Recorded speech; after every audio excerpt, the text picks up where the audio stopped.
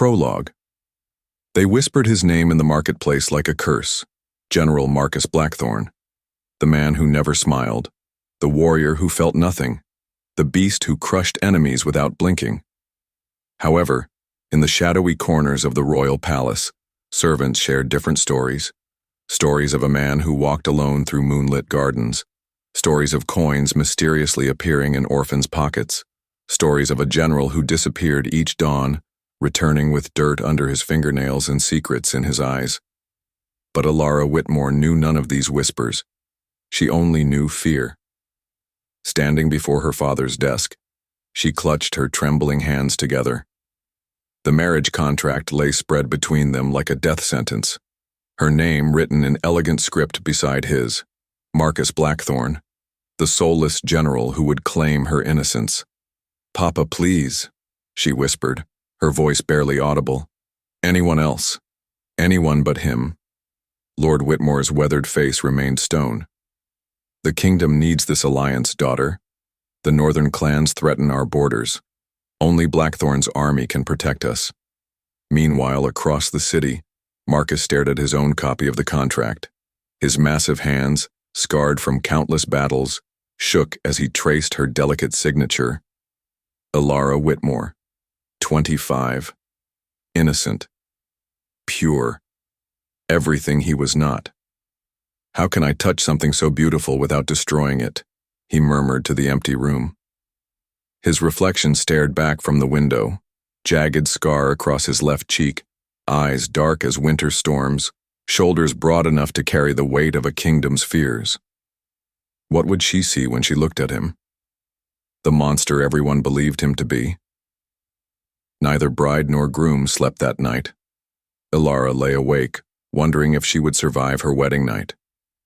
Marcus paced his chambers, wondering if his bride would ever stop fearing him. Tomorrow their worlds would collide. Tomorrow, everything would change. But tonight, they remained strangers. Two hearts beating in terror. Two souls about to discover that sometimes the most frightening thing isn't the monster you're told to fear. It's the moment you realize there never was a monster at all. The clock tower chimed midnight. Their wedding day had begun. Welcome to another edition of Ever After Romance Audiobook. This is an original creation for entertainment only.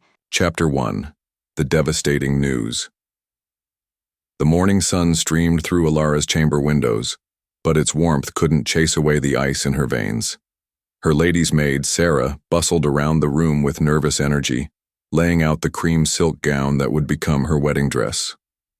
"Miss Elara, you've hardly touched your breakfast," Sarah fretted, glancing at the untouched tray of honeyed bread and fresh berries. Elara's stomach churned violently. "I cannot eat. Not today." Her fingers traced the delicate lace at her throat, wondering if those same fingers would bear bruises by nightfall. The stories about General Blackthorne haunted her thoughts like poisonous whispers. They said he'd killed a man with his bare hands during his first battle. They said his eyes held no warmth, no mercy, no human feeling whatsoever. They said he took what he wanted without asking, without caring about tender hearts or gentle souls. Perhaps the stories are exaggerated, Sarah offered weakly, though her voice trembled with doubt. Exaggerated? Elara laughed bitterly. "Sarah, they call him the Iron Beast. He's never been seen with a woman, never shown kindness to anyone. What manner of wedding night awaits a virgin bride with such a man?" Her reflection stared back from the ornate mirror, wide green eyes filled with terror, auburn hair that caught the morning light, lips that had never been kissed. At 25, she'd waited for love, dreamed of gentle hands and whispered promises. Instead, she would be claimed by a man who reportedly felt nothing at all. A sharp knock interrupted her spiraling thoughts. "Enter," she called, though her voice cracked like fragile glass. Her father swept into the room, his expression grim yet determined. Behind him followed her mother, tears already streaming down her pale cheeks. "Elara, my dear child," Lord Whitmore began, his voice heavy with regret. "The carriage arrives in 1 hour." "Papa, I'm frightened," she whispered, abandoning all pretense of bravery. What if I cannot please him? What if my innocence angers him? Her mother rushed forward, gathering Elara into trembling arms. My sweet girl, you must be strong. Think of our people, our lands. Without this marriage, the northern clans will destroy everything we hold dear. But what of my heart, Mama? What of my dreams? Lord Whitmore's jaw tightened. Dreams are luxuries we cannot afford, daughter. The general has agreed to this union to secure peace. You will do your duty. Duty. The word fell between them like a blade. Elara closed her eyes, imagining those legendary scarred hands touching her skin, those cold eyes watching her every trembling breath. Would he be gentle with her inexperience? Would he care that she'd never known a man's touch?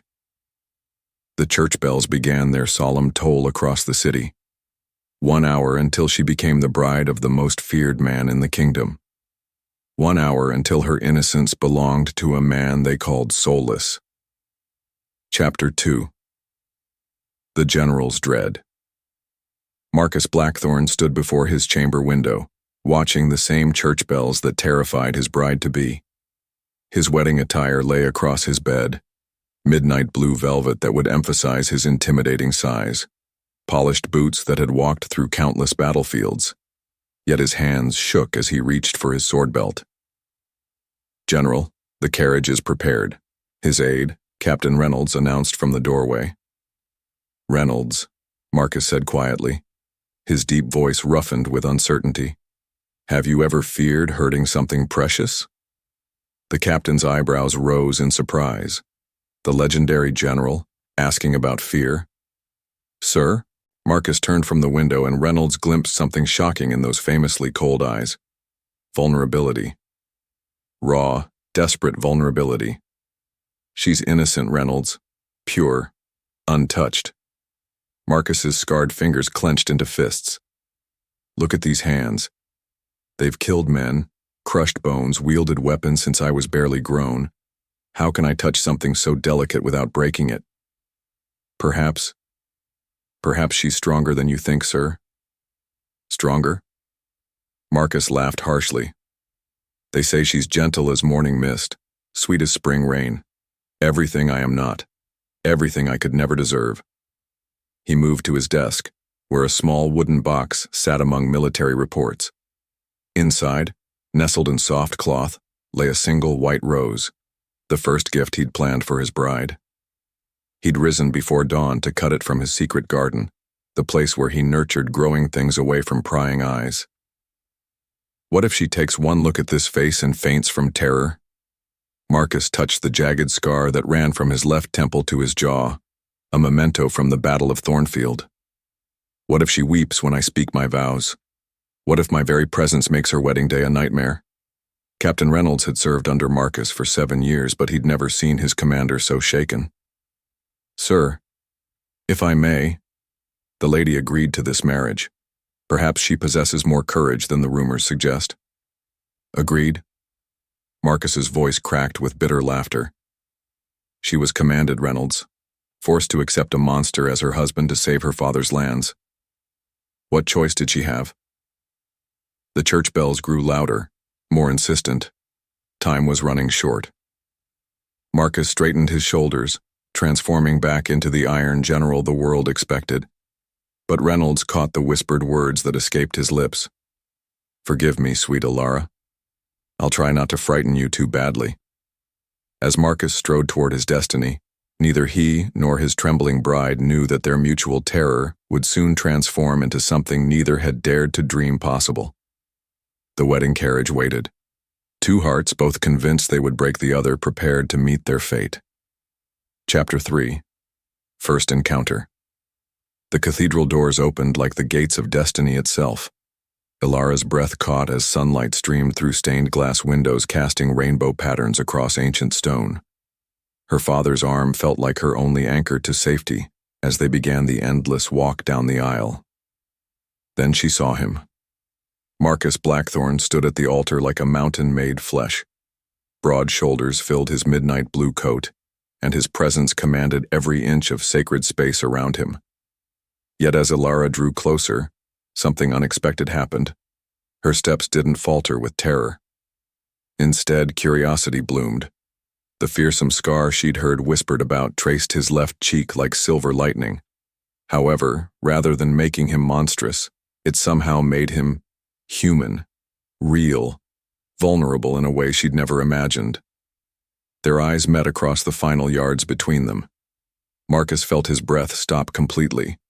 The woman approaching him moved with unconscious grace, her cream silk gown flowing like captured moonbeams. Auburn hair caught the cathedral light, and those eyes, merciful heavens. Those eyes were the color of spring forests after rain. But what shattered his composure entirely was the absence of terror in her gaze. Instead, he glimpsed something that made his battle-hardened heart stutter. Gentle curiosity, mixed with nervous determination. "She's not afraid," he whispered, so quietly only the priest could hear. "My lord?" the elderly cleric murmured. "Nothing, father. Nothing at all." When Lord Whitmore placed Elara's trembling hand in Marcus's scarred palm, electricity sparked between them. Her fingers were small and soft against his calloused skin, yet she didn't pull away. Instead, she looked up at him with those remarkable eyes and offered the tiniest smile. "General," she whispered, her voice like silver bells. "Lady Elara," he replied, his deep voice gentler than she'd ever imagined possible. "You look radiant." Pink bloomed across her cheeks. No one had ever called her radiant before. The priest began the ancient ceremony, but Marcus found himself studying every detail of his bride's face. The way her dark lashes fluttered when she was nervous. The soft curve of her lips as she repeated her vows. The trust that gradually replaced uncertainty in her expression. When time came for him to speak his promises, Marcus's voice carried across the cathedral with surprising tenderness. "I, Marcus Blackthorne, take thee, Elara Whitmore, to be my wedded wife, to have and to hold, to cherish and protect, to honor above all others from this day forward." The word cherish seemed to hang in the air between them like a sacred vow. "You may kiss your bride," the priest announced. Panic flashed in both their eyes. Their first kiss, witnessed by hundreds, when neither had expected to feel anything but duty. Marcus leaned down slowly, giving her time to retreat if she wished. Instead, Elara tilted her face up to meet him halfway. When their lips touched, soft and hesitant and achingly sweet, the cathedral seemed to disappear around them. The kiss lasted only heartbeats, yet it changed everything. As they turned to face their guests as husband and wife, Marcus's hand found the small of Elara's back, protective and warm. She didn't flinch away. Instead, she moved closer to his strength, drawing comfort from his solid presence. "We did it," she whispered, meant only for his ears. "Aye," he replied, his voice rough with emotion. "We did indeed, wife." The word wife sent unexpected warmth racing through her veins. Chapter 4. The wedding night that wasn't. The wedding feast passed in a blur of congratulations and curious stares. Throughout the evening, Marcus remained attentive to his new bride, ensuring her wineglass stayed filled, that she received the choicest portions of food, that no guest spoke to her with anything less than perfect respect. Elara found herself watching him with growing fascination. The terrible stories seemed impossible when she observed his careful manners, the way he listened intently when she spoke, how he shielded her from the more boisterous wedding guests. "You're not what I expected," she murmured during a quiet moment between toasts.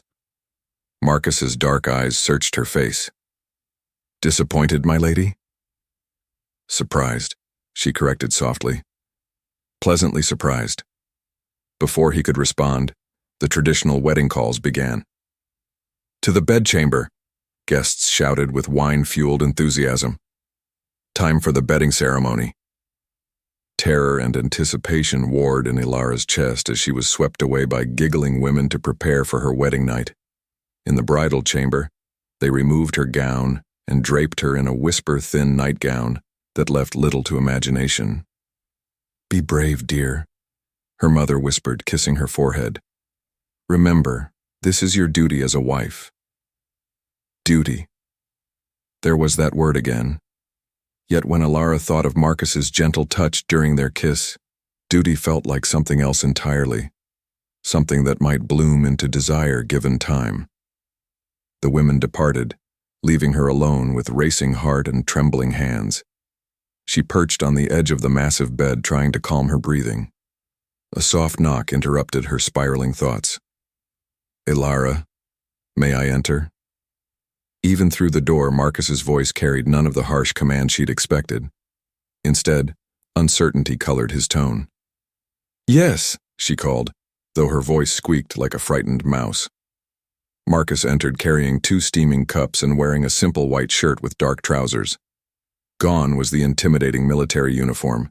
In its place stood a man who looked almost nervous. I brought tea, he said quietly, offering her one of the cups. Chamomile. It helps with anxiety. She accepted the warm ceramic gratefully, inhaling the soothing scent. Thank you. That's very thoughtful. They sat in silence for several moments, both sipping tea and stealing glances at each other. Finally, Marcus spoke. Elara, I want you to know. There are no expectations tonight, or any night until you're ready. Her eyes flew to his face in shock. But the marriage must be. That is, people will expect. People expect many things, Marcus said firmly. What matters is what you need, what you want. I'll not take what isn't freely given. Relief and something else, disappointment, flooded through her. You don't want me? Marcus nearly choked on his tea. Want you? His voice roughened. Sweet Elara, wanting you isn't the issue. Worthy of you. That's the question that haunts me. I don't understand. He set down his cup and moved to the window, putting careful distance between them. You're everything pure and good in this world. I'm a soldier who's done terrible things, seen horrors that would give you nightmares. You deserve gentle hands and a tender heart. What if I told you, she said softly, rising from the bed, that I think you already possess both? Marcus turned, hope and disbelief warring in his expression. The separate chambers are through that door, he said hoarsely. Sleep well, wife. Tomorrow we'll talk more. As he moved toward the door, Elara's voice stopped him. Marcus? Yes? Thank you. For your patience. For your kindness. For being nothing like the monster they described. Long after he'd gone, both lay awake in their separate beds, thinking of what tomorrow might bring. Chapter 5. The Wounded Bird. Dawn painted the sky in shades of rose and gold as Elara wandered through the castle gardens, unable to sleep. Her wedding night had passed without consummation, leaving her with a confusing tangle of relief and disappointment. Marcus's gentleness contradicted everything she'd been told about the fearsome general. The morning air carried the scent of jasmine and dew-kissed roses as she followed a winding stone path toward what appeared to be a secluded grove. Soft, murmuring voices drifted through the greenery, causing her to pause behind a cluster of flowering bushes.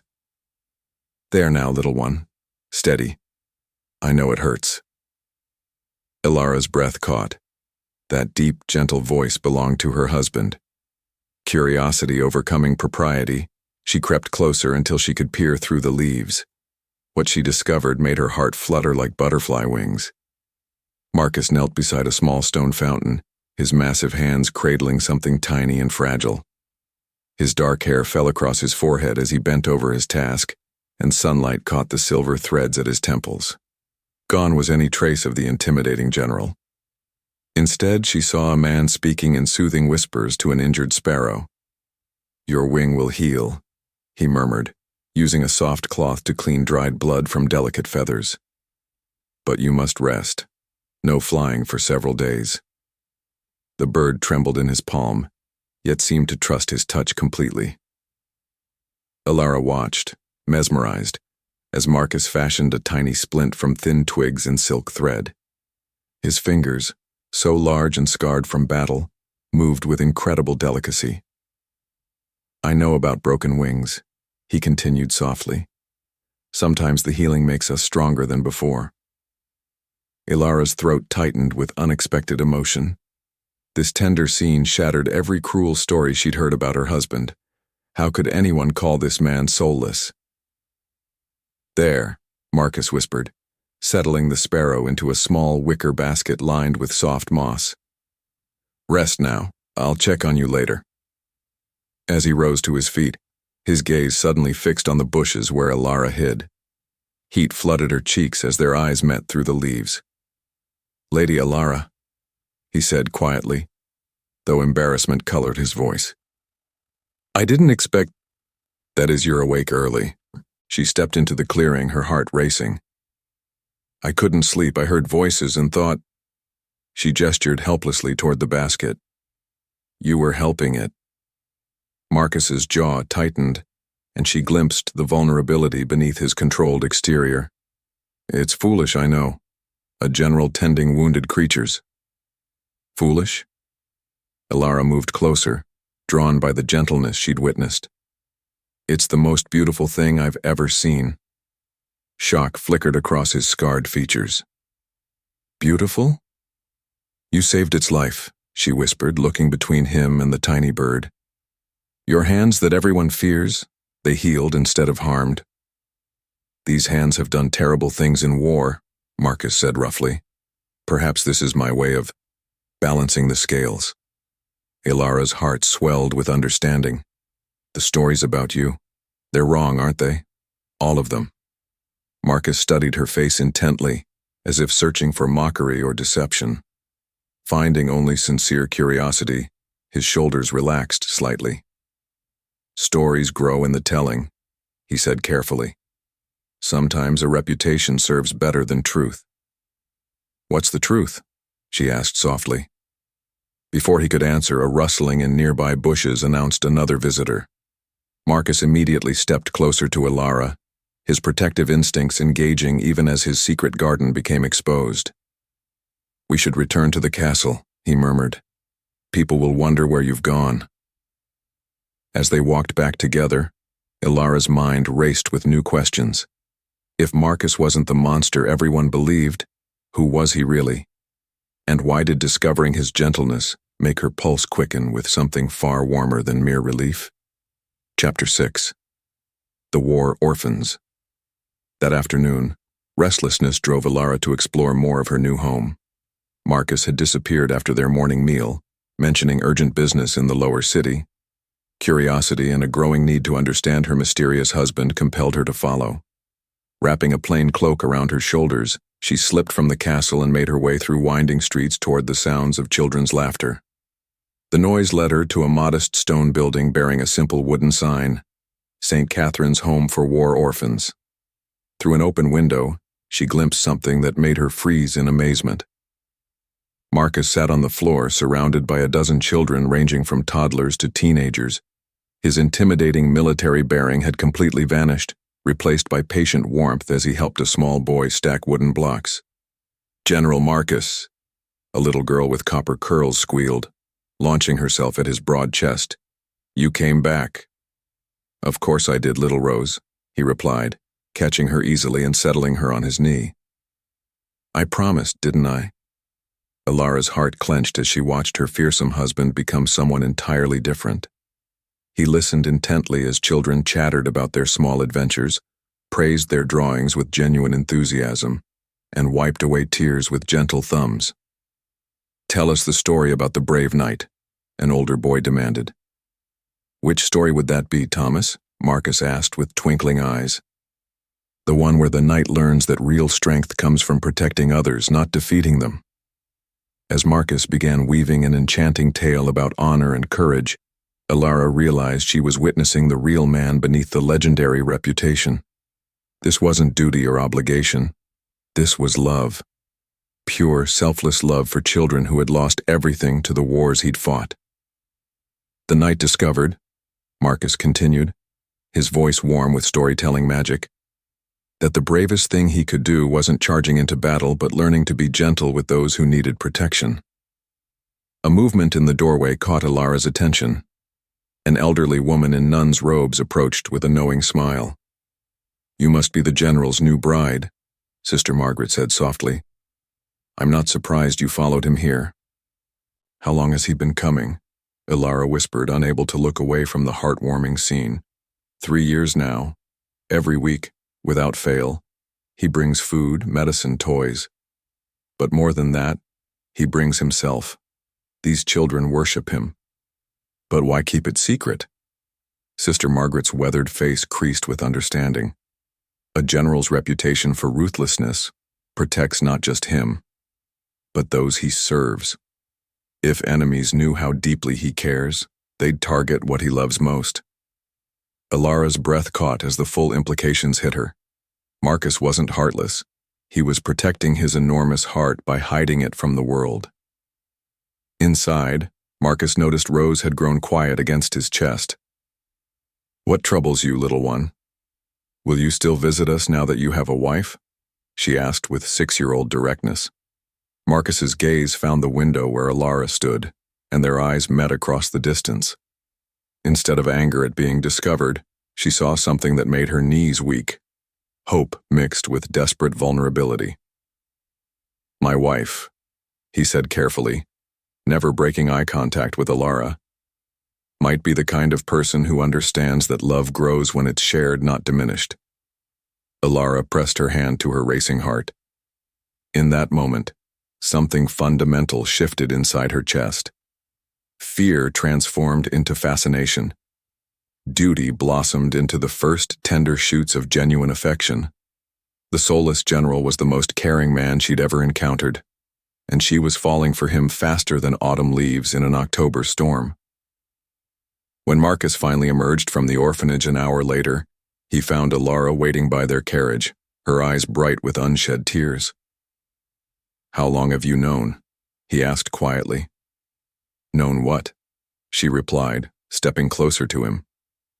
"That I'm not the monster they say I am." Elara reached up and gently touched the scar on his cheek, her fingers trembling with newfound courage.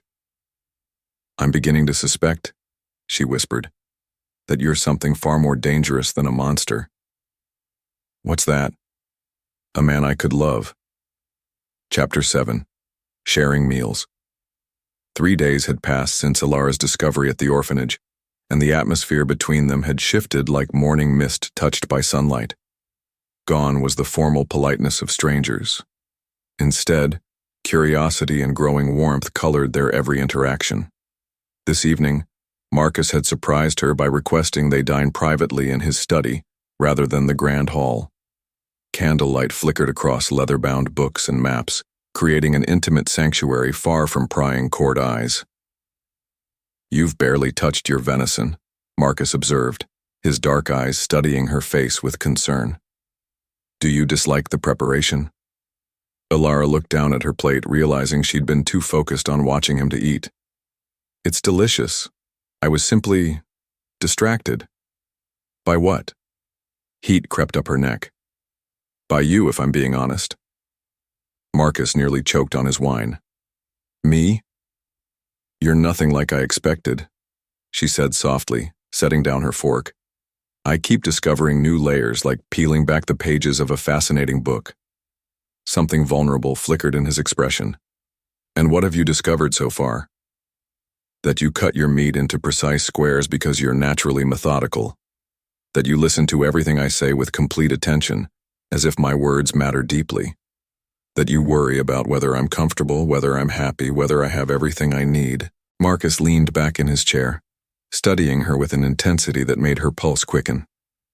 "Your happiness does matter deeply, more than I expected when we wed." "Why?" "Because," he said quietly, "you see me as Marcus, not as the general. You look at me without fear, without calculation. Do you know how rare that is?" Elara's heart fluttered at the raw honesty in his voice. "Tell me about yourself. Your real self, not the legend. What would you like to know?" "Everything." She leaned forward eagerly. "Your favorite color, your dreams, what makes you laugh, what keeps you awake at night." A slow smile spread across Marcus's scarred features. The first genuine smile she'd seen from him. The transformation was breathtaking, warming his eyes and softening the harsh lines of his face. "Blue," he said without hesitation. "The color of morning sky, like your eyes when you're thinking deeply. I dream of a world where children don't lose their parents to war. I laugh when little Rose at the orphanage tries to braid flowers in my hair and scolds me for moving too much. And what keeps you awake?" His gaze dropped to his hands. "Lately? Wondering if my wife will ever look at me the way she looked at that injured sparrow, like something worth saving." Elara's breath caught. The vulnerability in his admission made her chest ache with unexpected tenderness. Without thinking, she reached across the table and covered his scarred hand with her smaller one. "Marcus," she whispered, "you don't need saving. You need someone who sees your worth." Their fingers intertwined naturally, perfectly, as if her hand belonged in his. Neither pulled away. "Do you," he asked hoarsely, "see my worth? I see a man who tends wounded creatures in secret gardens, a man who brings joy to orphaned children, a man who's been protecting everyone else so long he's forgotten someone should protect his heart too."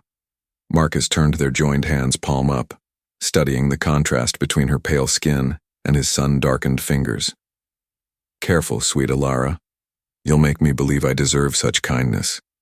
"You do deserve it," she said fiercely. "You deserve all the kindness in the world." When he raised their clasped hands to his lips and pressed a gentle kiss to her knuckles, electricity shot straight to her core. The simple gesture felt more intimate than any caress she'd ever imagined. "Tell me about your dreams," he murmured against her skin. "I dreamed of love," she whispered, mesmerized by the warmth of his breath on her fingers. "Real love, not just duty or arrangement. I dreamed of a man who would cherish my thoughts as much as my body, who would make me feel precious and desired.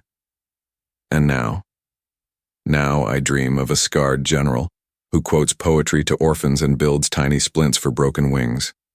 I dream of earning his trust completely. I dream of being worthy of his gentleness."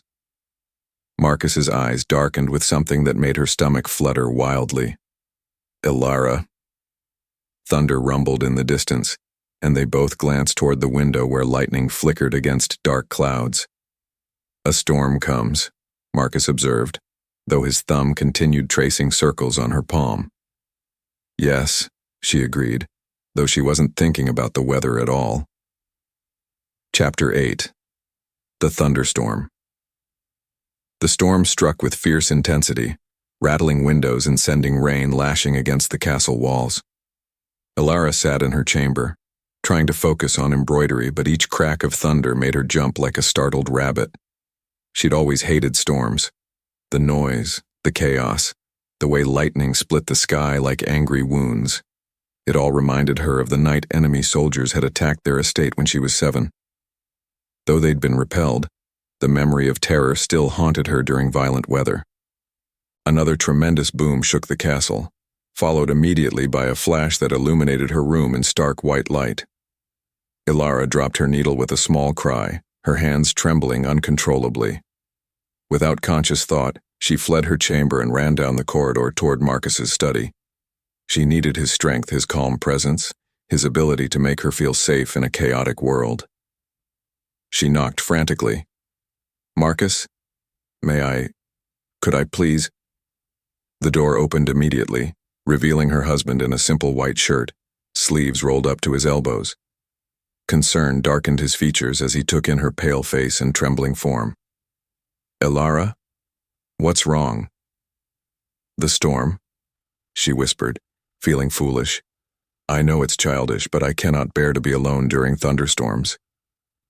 Without hesitation, Marcus stepped aside and guided her into his warmly lit study. A fire crackled in the hearth, casting dancing shadows across the book-lined walls. "There's nothing childish about fear," he said gently, settling her into a comfortable chair near the fire. "We all have things that unsettle us."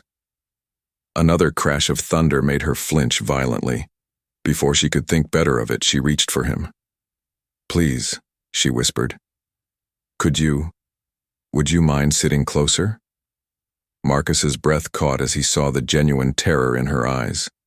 Moving carefully, he settled into the chair beside hers, close enough that she could feel his solid warmth but not so close as to overwhelm her.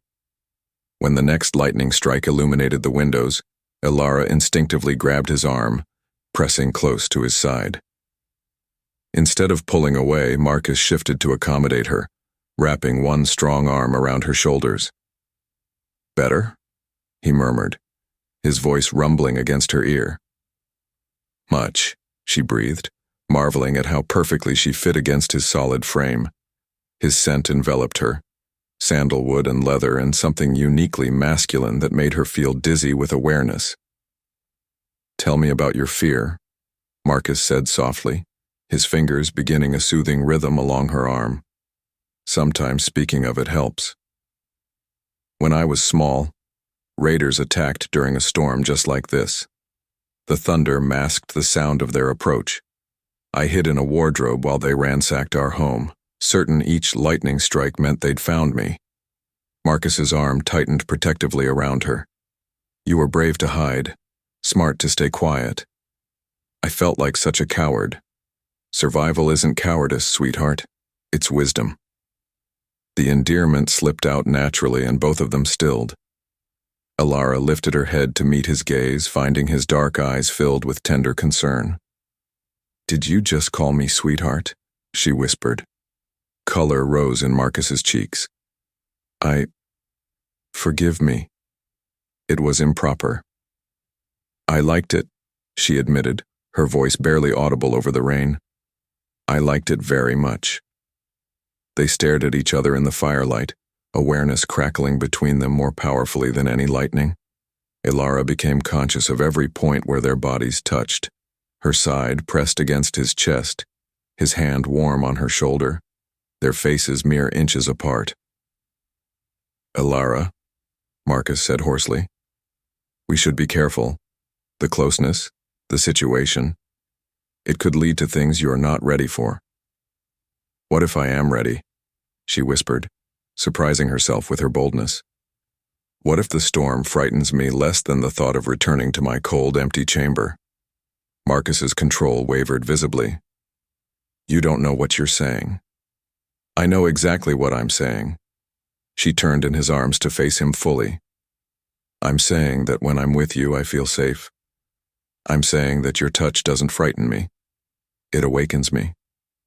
I'm saying that I want to stay right here in your arms until the storm passes. And if staying leads to more than just comfort." Her pulse hammered wildly, but she didn't look away. "Then perhaps it's time to discover what more feels like with a man I'm beginning to trust completely." Lightning flashed again, but this time Elara didn't flinch. Instead, she watched emotions war across Marcus's face, desire battling with restraint, need fighting against his protective instincts. When he finally spoke, his voice was rough with barely leashed passion. "Stay then, but know that having you this close, feeling you trust me this completely, it's testing every bit of control I possess." "Good," she whispered, settling more firmly against his chest. "Because I'm tired of both of us being so controlled around each other." The storm raged on outside, but within the warm circle of Marcus's arms, Elara felt only safety, desire, and the intoxicating possibility that her arranged marriage might become something far more precious than duty, something that felt remarkably like love. Chapter 9. The Confession. Dawn was still hours away when the storm finally quieted to gentle rainfall. Elara had dozed fitfully against Marcus's chest, waking occasionally to find his strong arms still wrapped protectively around her. Each time, the intimacy of their position sent warmth spiraling through her veins. Now she lay awake, listening to the steady rhythm of his heartbeat beneath her ear. His breathing had changed, no longer the deep cadence of sleep but the careful control of a man fighting his desires. "Marcus?" she whispered into the firelit quiet. "Yes, sweetheart." The endearment made her pulse flutter. "Are you awake because of the storm, or because of me?" A low rumble of laughter vibrated through his chest. "What do you think?" Elara lifted her head to meet his gaze, finding his dark eyes burning with carefully banked passion. In the dancing firelight, he looked like a fallen angel, beautiful and dangerous and utterly masculine. "I think," she said softly, "that we've been dancing around each other for days, both pretending we don't feel this pull between us." Marcus's hand came up to cup her face, his thumb tracing the delicate line of her cheekbone. "And what do you feel, Elara? Tell me truly." Her breath caught at the intensity in his voice. "I feel awakened, like I've been sleeping my whole life and you're the dawn breaking across my world. I feel desire I never knew existed, and trust so deep it frightens me." "It frightens you?" "Because I want more than comfort from you now," she admitted, her cheeks flushing pink. "I want everything. Your hands on my skin, your lips on mine, your body claiming mine completely. Is that terribly wanton of me?" Marcus groaned softly, his control visibly cracking. "Wanton? Sweet Elara, it's everything I've dreamed of hearing from your lips. Then why do you still hold back?" His scarred fingers tangled in her auburn hair. "Because once I claim you truly, there will be no going back. Once I make you mine in every way, I'll never be able to let you go. You'll belong to me as surely as I already belong to you." "I already belong to you," she whispered, her heart hammering wildly. "I'm your wife, your partner, your equal. But more than that, I think I'm falling in love with you." The words hung between them like a sacred vow. Marcus's eyes closed briefly, as if her confession caused him physical pain. "Elara, say it," she pleaded, her fingers tracing the scar on his cheek. "Tell me you feel it too. Tell me this isn't just desire, but something deeper." When Marcus opened his eyes, they blazed with emotion so intense it stole her breath. "I love you," he said roughly. "I've loved you since our wedding day when you looked at me without fear. I've loved you since I found you in my garden, seeing beauty where others see only scars. I love your courage, your kindness, your fire." Joy exploded through her chest like fireworks. "Then make me yours," she whispered against his lips. "Completely. Tonight. Are you certain? Once we cross this threshold."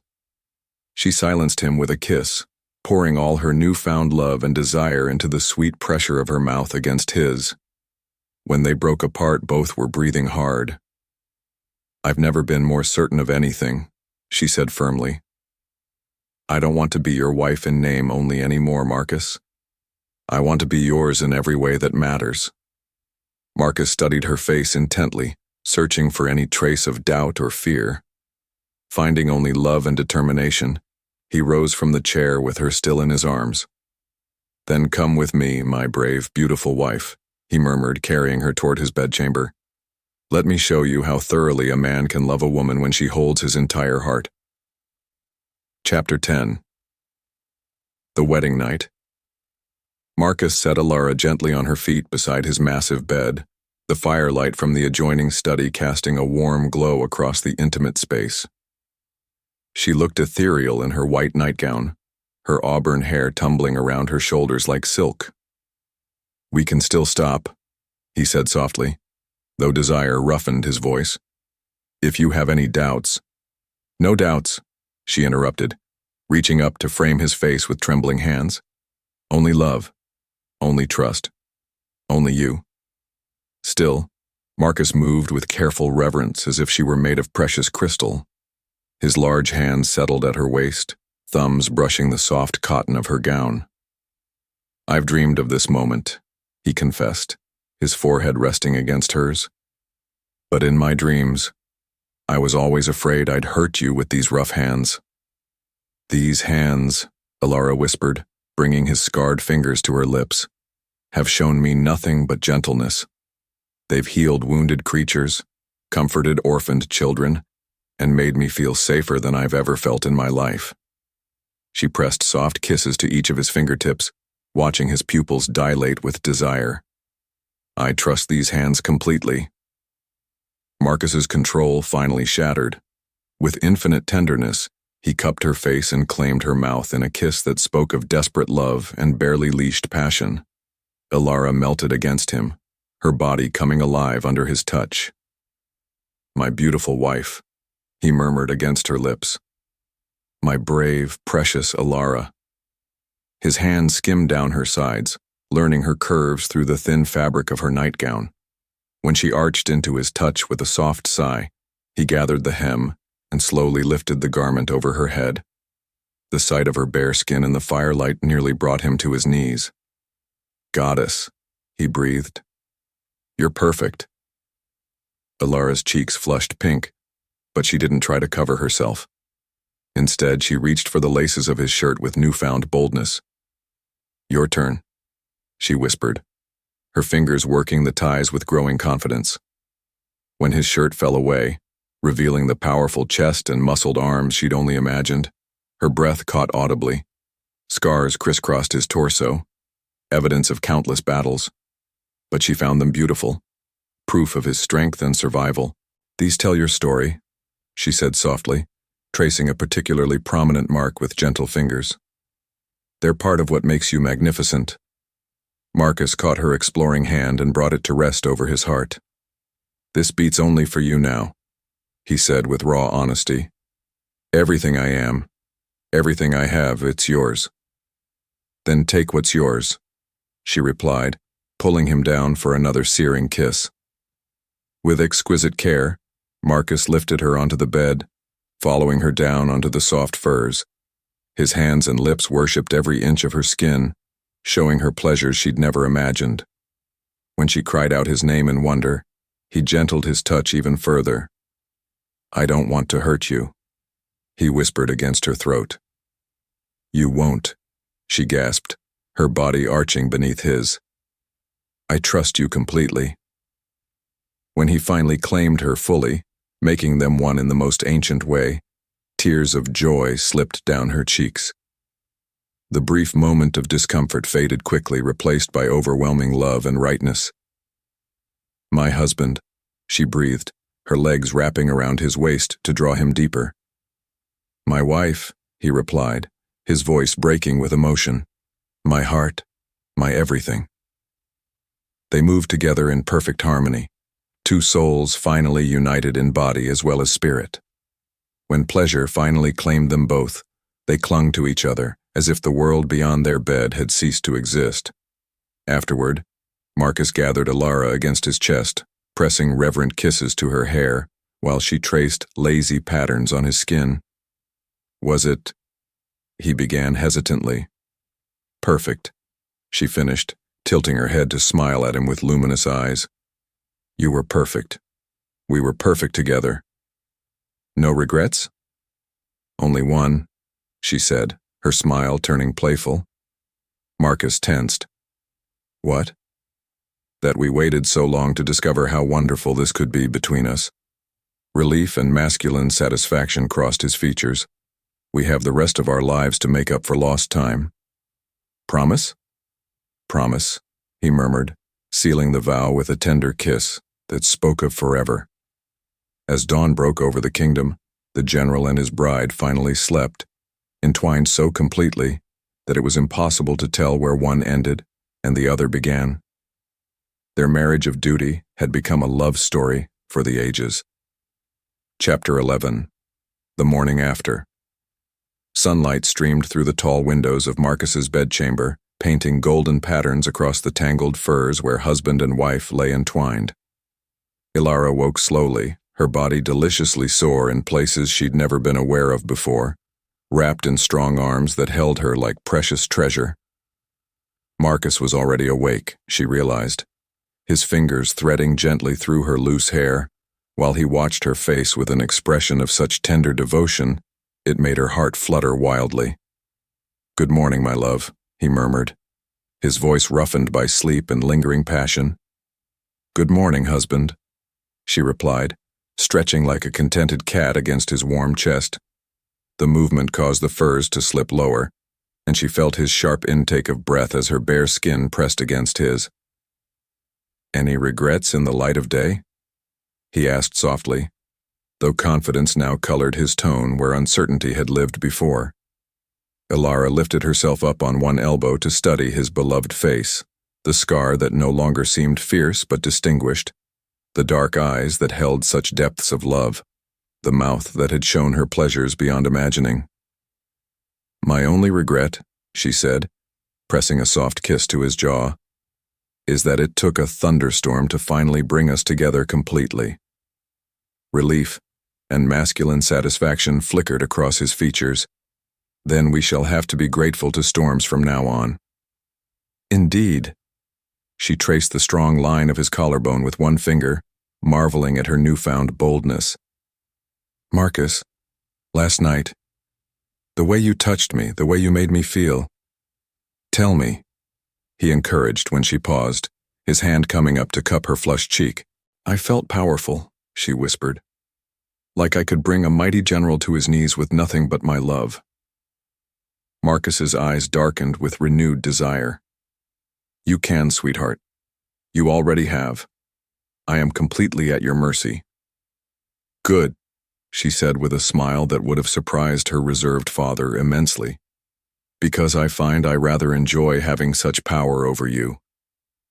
Before Marcus could respond, a soft knock interrupted their intimate morning. "My lord? My lady?" came Sarah's hesitant voice. "Forgive the intrusion, but the kitchen staff wishes to know your preferences for breakfast." Elara and Marcus looked at each other and burst into quiet laughter. The outside world still existed, demanding their attention even in the aftermath of their perfect night.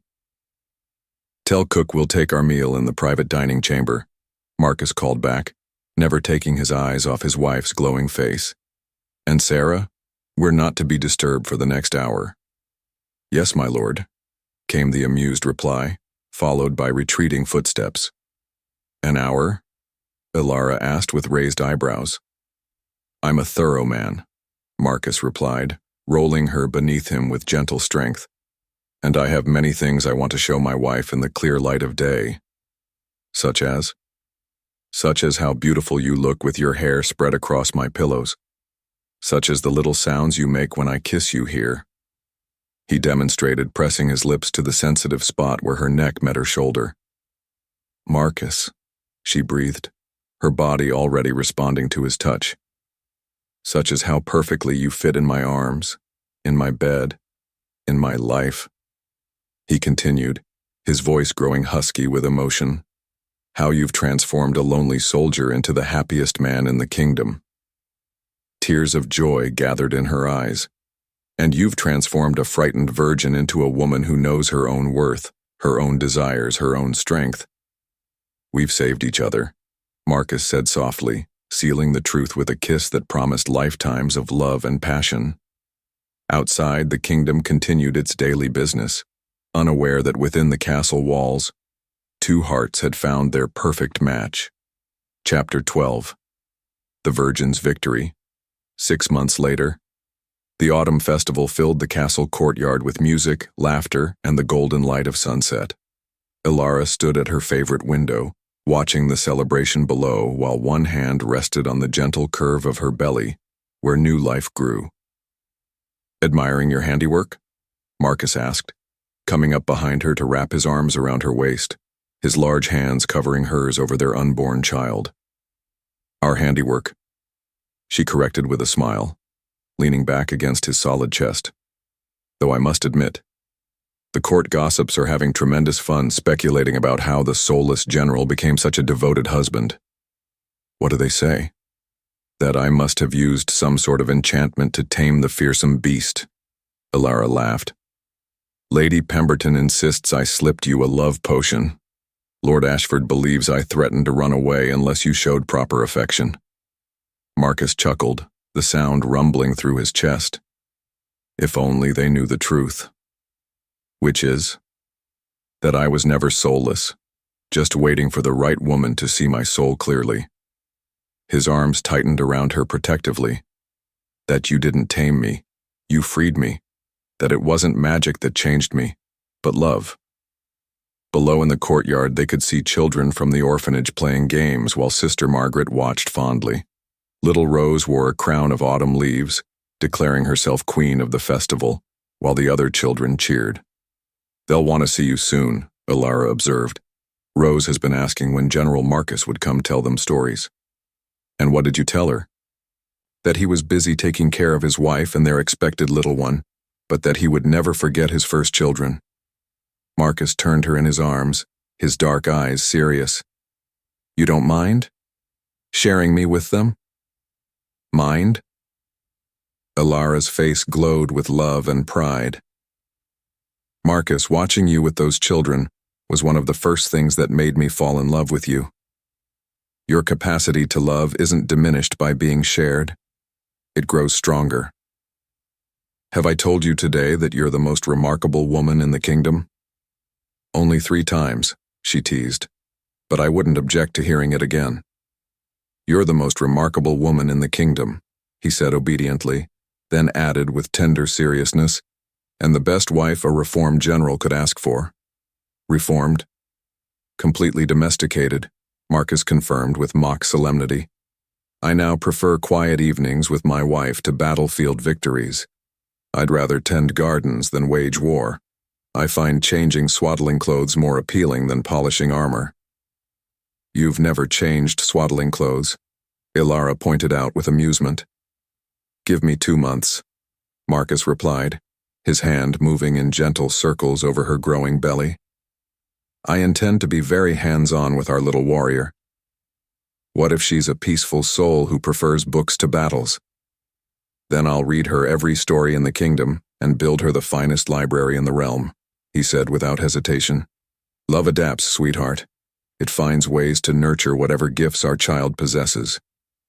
A commotion in the courtyard drew their attention. Rose had apparently decided the general was taking too long to appear and was leading a delegation of children toward the castle entrance. "It seems we're summoned," Elara laughed. "Indeed." Marcus pressed a lingering kiss to her temple. "Are you up for an evening of storytelling and games?" "With you? Always." As they made their way down to join the children, Elara reflected on the miraculous transformation of their lives. She'd entered marriage as a terrified virgin, convinced she was wedding a monster. Instead, she'd discovered a man of such depth and gentleness that loving him felt like breathing. The court would never fully understand how the fearsome General Blackthorn had become a devoted husband and father-to-be. They would whisper about love potions and feminine wiles, creating elaborate theories to explain the impossible. But Elara knew the simple truth. She hadn't conquered her husband through magic or manipulation. She'd won his heart by seeing past his scars to the beautiful soul beneath. And in loving him exactly as he was, she'd discovered exactly who she was meant to be.